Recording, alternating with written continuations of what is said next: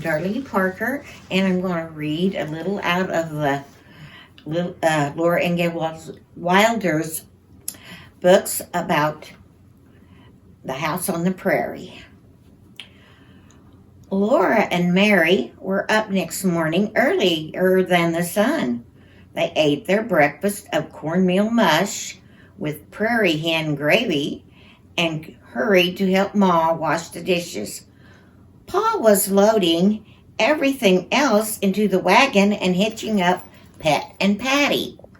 When the sun rose, they were driving on across the prairie. There was no road now. Pet and Patty waded through the grasses, and the wagon left behind it only the tracks of their wheels. Before noon, Pa said, "Whoa!" The wagon stopped. "Here we are, Caroline. Right here we'll build our house." Laura and Mary scrambled over the feed box and dropped to the ground in a hurry. All around them was nothing but grassy prairie spreading on the edge of the sky. Quite near them to the north, the creek bottoms lay below the prairie. Some darker green treetops showed. Beyond them, bits of the rim of earthen bluffs held out the prairie's grasses.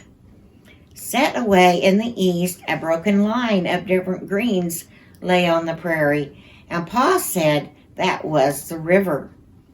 "That's the Vertigus River," he said, pointing it out to Ma.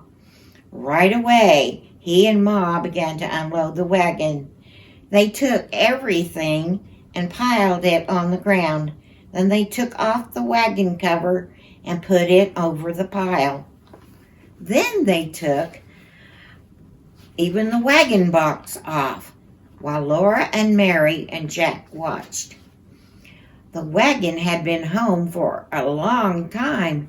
Now there was nothing left to it but the four wheels and the parts that connected them. Pat and Patty were still hitched to the wet tongue. Pa took a bucket and his axe, and sitting on this skeleton wagon, he drove away. He drove right down to the prairie out of sight. "Where's Pa going?" Laura asked, and Ma said, "He's going to get a load of logs from the creek bottoms." It was a strange and frightening thing to be left without the wagon on the high prairie. The land and the sky seemed too large, and Laura felt small. She wanted to hide and be still in the tall grass, like a little prairie chicken. But she didn't. She helped Ma while Mary sat on the grass and minded baby Carrie.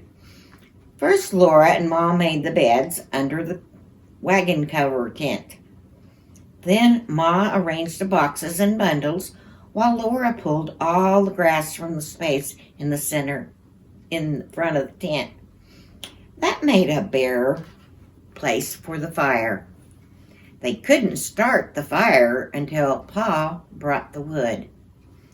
There was nothing more to do, so Laura explored a little. She did not go far from the tent, but she found a queer little kind of tunnel in the grass.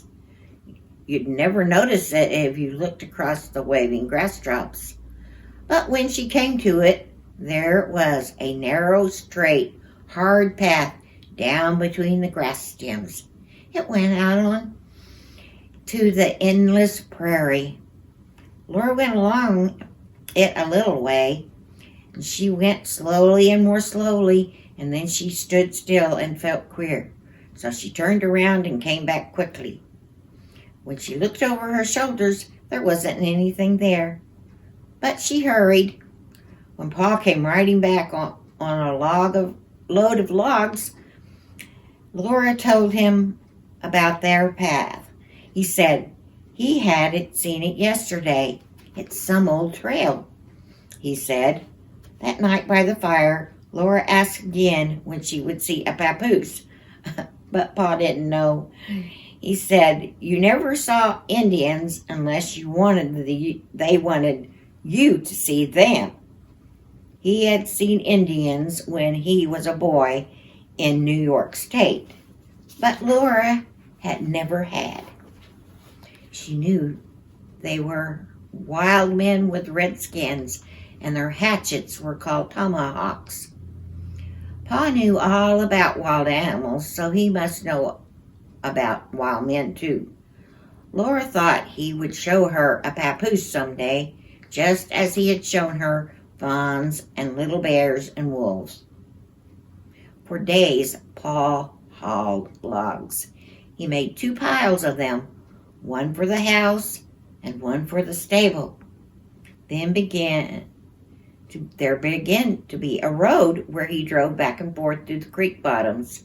And at night on that picket lines, Pet and Patty ate the grass till it was short and stubby all around the log piles. Pa began the house first. He paced off the sides of it on the ground. Then with his spade he dug a shallow little hollow along 2 sides of that space. Into these hollows he rolled 2 of the biggest logs. They were sound, strong logs because they must hold up the house. They were called sills. When Pa chose 2 more strong big logs, and he rolled these logs onto the ends of the sills so that they made a hollow square. Now, with his axe, he cut a wide, deep notch near the end of these logs and cut these notches out of the top of the log. But with his eye, he measured the sills and he cut the notches so they would fit around half the sill. When the notches were cut, he rolled the log over and the notches fitted down over the sill. That finished the foundation of the house. It was 1 log high. The sills were half buried in the ground, and the logs on their ends fitted snugly to the ground.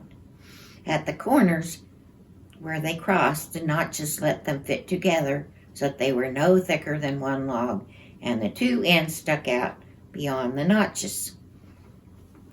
Here's a picture of what it looked like.